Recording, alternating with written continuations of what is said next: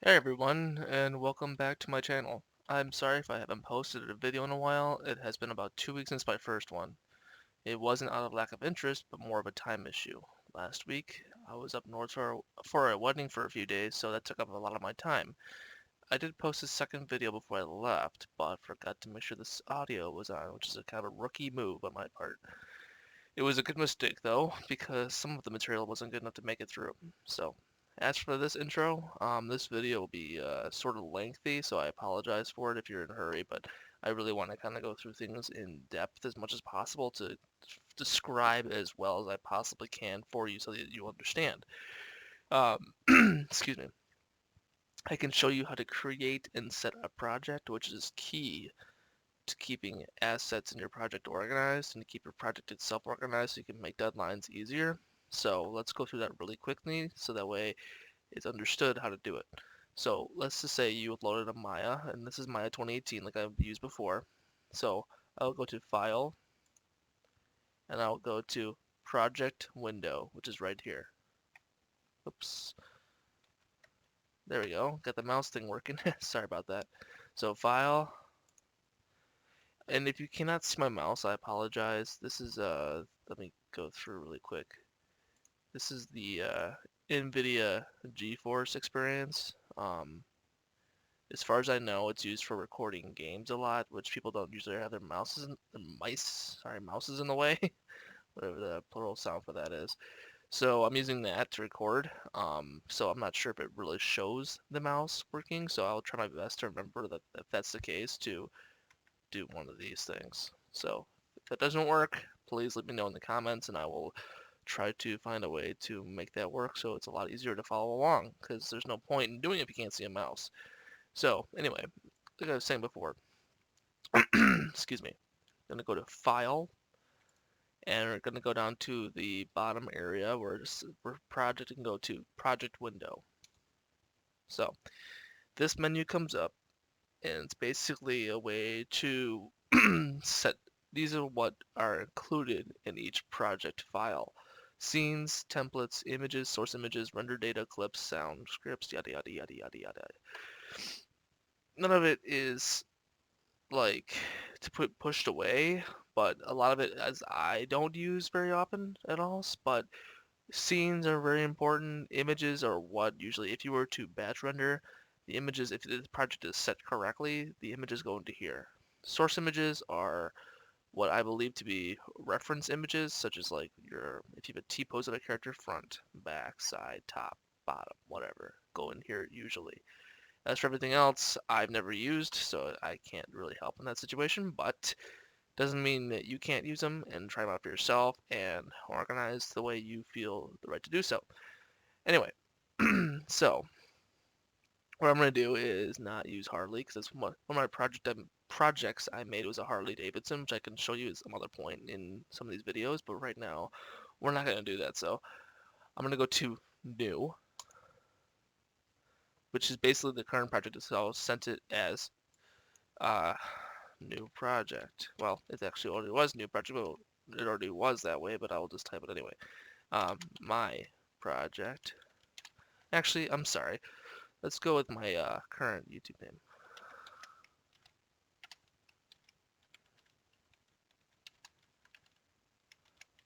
There you go. In the location, I'm going to put on wherever you want to save it is fine. I'm going to, for time's sake right now, save it to the desktop. Select. So that's where it is. Accept. Well, alright, cool. What to do next? Well, if you were to want to basically every time you open up the project, to open it up and the reference images are right there. If it's not set correctly, then your images will just be blank and you'll have no references to look at. But if you set your project, which is just by this way, go to File, Set Project, and now I'm gonna go look at my desktop wherever I saved it.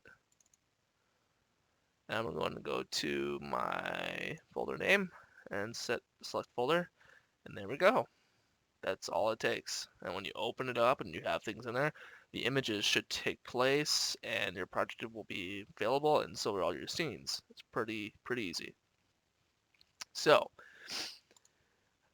As for that, I will kind of jump around on this one and show you the tools that I've talked about last time, such as curves, nurbs, and a quick intro to UVs. Uh, in my opinion, if you're looking for a full tutorial on UVs, this is the wrong video. I'm going to be doing another video eventually, soon, sorry, not eventually, but soon, of a full shot of UVs and how to UV map and how that's supposed to help you out in your rendering, because it's not a 5 minute tutorial. It's more like a full video. And it took me a while, actually, a few hours to learn how to figure out how to do it. Actually, it took me a couple class periods to figure out a UV because it's not an easy task to do. And it's kind of a technique. So I can show you a basic way. And then from there on out, you can just kind of do your own way, whatever you want to do. Or if you have questions, you can always email me and let me know and we can go through it together.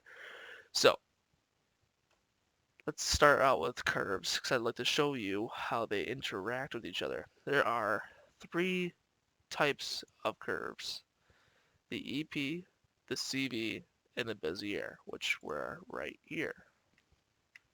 Create, curve tools, CV, EP, and Bezier. We're going to show you the different types first. We're going to show you what CV does. So I'm going to click, actually I'm going to press the space bar. I'm going to go to my top view, which is the top left, press space bar again, and here we are. I'm going to just click around. See how it takes a couple points, but then it starts to go pretty well. That's what EP curve tool does. So, sorry, a little spaced out for a second. That's CV curve tool. My apologies. The EV curve tool is similar. And by the way, these all kind of have the same end goal. It's just how the tool you want to operate. So that's that tool. And we're going to go to, you'll notice a completely different kind of tool in the Bezier. These are the main. The other three other ones we can go over on another date. Very jagged. Very unclean. But you can see, that's what that does.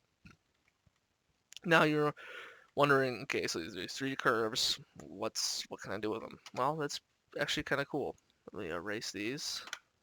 Let's use the, for the side view, press the space button again for side right here, which is the lower right. We're going to go to just the first one, CV curve tool. Now I'm going to click on this point right here. I'm actually going to back up by pressing Alt, right mouse button, and swipe to your left to zoom out. I'm going to press the Alt button again, and I'm going to press down the middle mouse button and drag to my right to bring it over. So, quick recap. I know this is probably not what you want to hear right now, but this is for the beginners who missed the first video. A quick recap is if to move around Maya, the Alt button is your basic way to go. Alt button, hold it down. Left mouse button spins around. Middle mouse button pans. And the right mouse button zooms in and out. You can also wheel in with the middle mouse button out and in. So that's a quick recap right there. So go to our side view by pressing the space bar and then clicking into the view. We're going to go to, we have our tool selected, which is the curve tool, CV curve tool. Right there. I'm going to press Control Z, get rid of that. And it can be placed anywhere basically, but we're going to place it right here, here, here, here. We're going to make kind of like a sine wave. If that, I don't remember geometry from 10th grade, but I'm going to guess what a sine wave kind of looks like. See what I'm kind of doing? I'm going to put 4 humps in there. Alright, so press enter, the curve is finished. Let's go back to our perspective view. That's the view of that's the curve. I'm going to press W, get my manipulator tool back, and I'm going to press Control D. It's Control D, and that duplicates it, and I'm going to take this and move it to the side over here. Now let's say a client kind of wants to see a wave kind of an object. Well, that's what we can do. So select this guy and select this guy. And we're going to go to surfaces, and we're going to go to loft. We just made a wave. And then what we're going to do again is go to, that was basically part of the surfaces menu. There you go. So, well, how do I, if I want to change it, how do I do that? Well, it's actually pretty simple. I'm going to go to my outliner right here. I'm going to select the first curve. I'm going to make sure my mouse is over the curve and press right button down, control vertex. And bring that down. I can actually change it as much as I want to. Let's select just any one of these guys. If you have this, you don't have to do what I'm doing. You can play around with it any way you want to. It's really up to you what you want to do with it. It's not up to me. I'm just showing you what this tool does and how it operates and how you can edit things in the menu just by doing this. How it looks different. That's all. That's all I wanted to show you in that one. So we're going to take this tool, this lofted surface, we're going to go to modify, go down to convert nurbs to polygons, or polygons. Looks pretty bad. We're going to go control Z that, modify, convert polygons. Let's see. Oh, I know why. Haha. We're going to do 10, and we're going to do 10.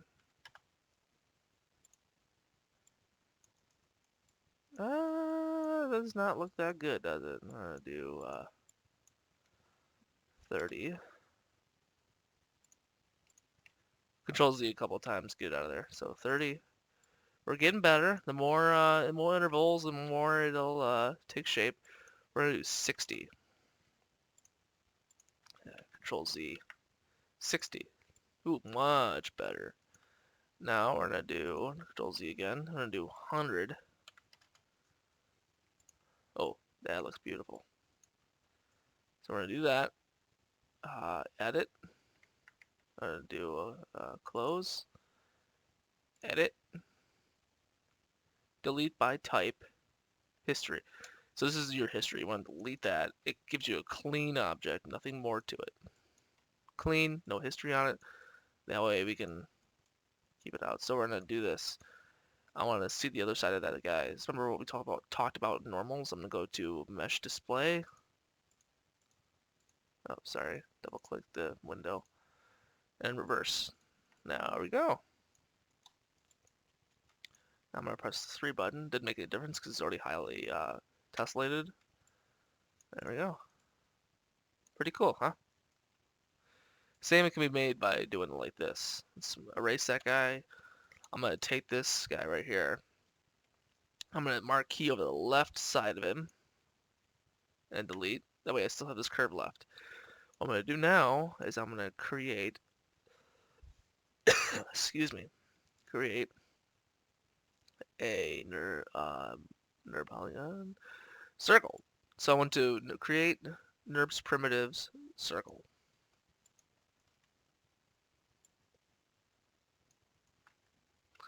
I'm gonna put it at the base of this guy right here. Now, you saw that with the other line before, right? What do you think is going to happen with this? So if we extrude along this line, what do you think we're going to get? I'm going to show you.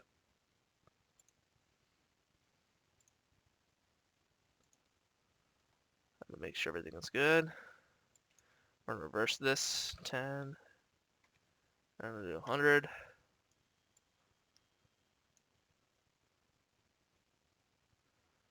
And we're going to do extrude. It looks like a snake. Actually, it looks more like a wire. If you were to hang, like if you were to model little hooks that go around here, it would look pretty cool. So yeah, that's what that does. Pretty neat, eh? Maybe, hopefully. If you're a beginner, this hopefully could be a useful tool for you. If you already know this stuff, and hopefully you just enjoyed watching me look kind of silly on YouTube. So here we go on that one. Alright, I'm going to start with a new scene. That basically can happen for any of the curve tools. You can do that with all that stuff. So we're gonna go to surfaces. What surfaces basically means is like nurbs, a nurb kind of an object, which is, I don't have the definition in front of me, but remember how polygons were very like that. So that's a polygon, or a mesh with polygons in it. So I'm going to put that aside. I'm going to build create nurb primitive. I'm going to do the same thing with sphere. Notice how different it looks. So with polygon, it's like you have faces, you have edges, and you have vertices, which can all be changed, manipulated different. This one doesn't have that. It has vertex and isoparms. And I'll be completely honest, I'm not as familiar with this as I am with this guy because I don't work with these very often, but I do have to understand the concepts of what they do. So I know that go to the channel box, make NURB sphere, you can change the attributes basically of what the sphere should look like the radius. We're gonna click on this guy with the left mouse button. I'm gonna middle mouse button, click down. See how I have that arrow right there? Drag. See how much bigger it's getting? Well, we could do that with the R button too, but we're doing with this. So start sweep and end sweep. That controls where the circle opens and when it ends. So if I take the middle mouse button again and open it, you can make a crescent, a half dome sort of thing, or a full dome. And the same thing with the start sweep button. You can create, it goes the other way around. So that's what that can do. Sections, pretty self-explanatory. The more it has, the more detail it will have when you convert it. Spans, same thing. Height ratio, same thing. Actually, not really. Sorry. So with this, I can go to control vertex and I can select marquee these guys, bring it up. Notice how, let's bring these guys down. So it looks kind of weird, kind of cool, different. Now I'm going to go to convert, modify, convert,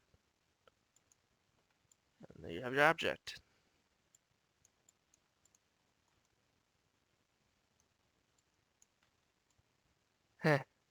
So I'm kind of figuring this out as well. If since the history is still on, that's a good way to explain it. Since the history is still on, I can control these guys, and it will control these guys. I apologize, my watch has been going off for the last half hour, so I apologize. And if you want to, go to here, edit, delete all by type, history, and you do this again, it's done. It's because it could be a finalized object.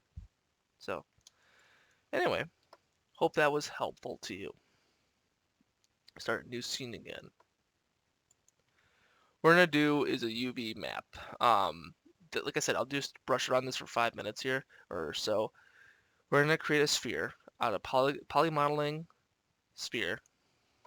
I'm gonna press R. I'm going to expand it or get the scale up.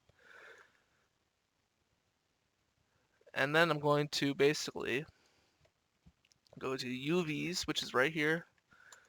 I'm going to go to, so these are different types of UV options. We're going to open up the UV editor first. And it's hard to explain what this actually means, but I'm going to do my best to show you. UVs are basically a representation of where, this could be your texture map right here. We're going to put down textures checker map. Probably the best way to show it. So that's my textures of checker map. And each face right here represents a face on here. So if I were to look and go to face, right click and go to face, I were to select these guys right here, it actually would be these guys right here. So that means the texture shows up right there, right? So in order to get these UVs to show up correctly, we're going to basically, I'm going to go right click, object mode, and I'm going to go to, I'm going to get rid of this guy for right now, I'm going to minimize him. I'm going to go to UV. Since this is a spherical object, which is probably the easiest way to define it, I'm going to press spherical. And you see these couple of squares right here. Looks really confusing where they are. Remember that each one moves with each other. So I'm going to take this blue square right here. I'm going to drag it upward. I wonder why it's not doing that. Maybe it's this guy. Oh yeah, it's this guy. It's the green guy right here. Sorry, the green guy drags it all the way up. Both sides. I apologize if I make mistakes. I'm only human, so I apologize. I'm going to take this red square right here, and I'm going to complete the circle. So basically, I took it and pushed it all the way up to cover this top part, and I pulled it this way to cover the entire globe. So you have this. So we're going to have... Oh, no. Alright, hang on one second. We're going to kill this guy off really fast.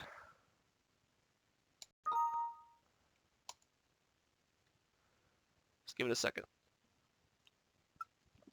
The basic idea, and I apologize for it crashing like that. Yes, I know Autodesk, thank you. You will learn. Oh, and Maya is a love-hate. I love to hate her sometimes, Maya. It's a type of program that you have to save often. Save very often. Here we go, we're coming back pretty fast, which is awesome.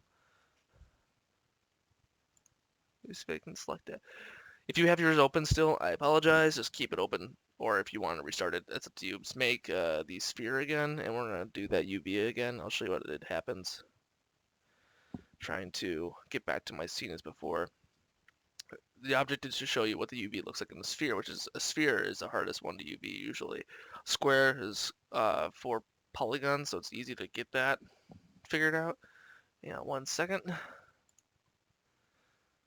It didn't freeze up again.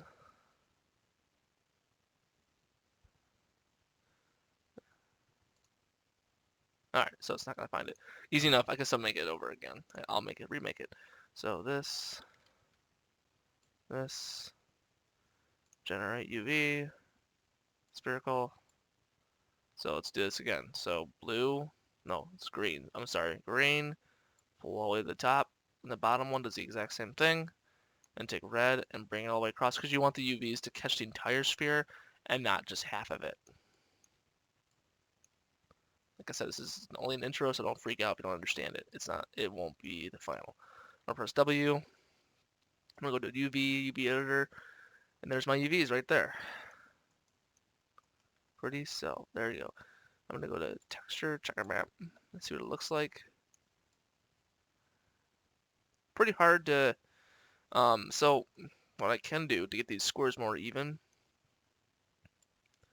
I'm gonna go to UV. I'm gonna go to right click, go to UV shell. I'm gonna press R and expand it. Actually, I'm gonna shrink it down a little bit.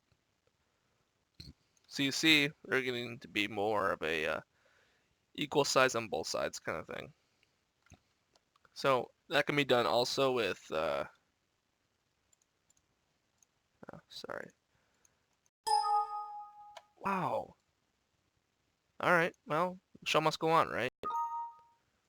So mine doesn't like having the checkerboard map on there. I've never experienced it before, but it's gonna deal with it. So I'm gonna let it crash first for a little bit. I'm gonna reload it up there. I'm gonna show you two more things, and we'll call the video good. So I apologize you gotta watch that fail twice, which is kind of stupid, but that's what, like I said, save often. It really helps and it really saves your butt if you save often. Give it a second to load. I was going to UV a cube next to show you exactly what that does, and then we can end the video there. Let this load up a second because it takes a while.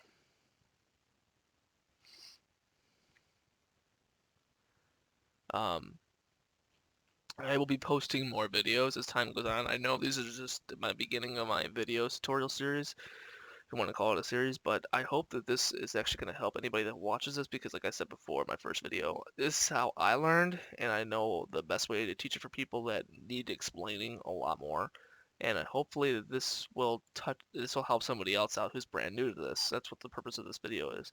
And so let's pause that conversation piece. So let's pull a cube before the whole thing crashes again. Pull the cube, press R. So we're gonna do this. We're gonna do an automatic mapping.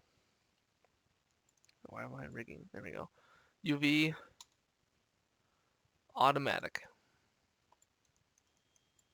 Each side has been projected.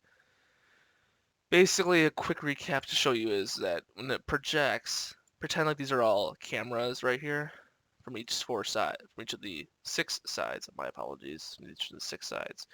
Basically, it's taking a projection and pointing it to the space, and it's basically whatever side of that space is showing to the camera, it shows you that UV. If that makes any sense, that's awesome. If not, I can't explain it any more weirder than that, I guess. So, showing you what I mean by that is that this is what it looks like now. So all 4 sides are now in a 1x1 cube. And so you can paint something here, or what we can do is if we really, really wanted to, is we're going to right click, edge, and notice something here. When I hit this edge, that edge also glows. That means that that edge and that edge connect. So I'm going to go to shift, right click, move and sew edges. And same thing with here. Move and click, sew edges. Now I'm going to right click, UV shell, move this guy down. My watch is going off again. Click, sew edges. Click, sew edges. Then click, sew edges. So now you have a box unwrapped and unraveled, just like that. You can always paint colors around here. You can use substance to paint colors around there, or you can make your own in Photoshop, which is probably not what the professionals do, but it's what happens. So anyway, hope this video helps. I'm sorry about this crashing multiple times, and if that ever happens like this, where it gets caught up there, just pull the tab down. It comes right out. Anyway, this is where I'm gonna end this video. If you have any questions, let me know. I'll do my best to go through this stuff and then re-explain it again if I have to, which is fine. But anyway, I hope you enjoyed this, and I will talk to you soon. Thank you much.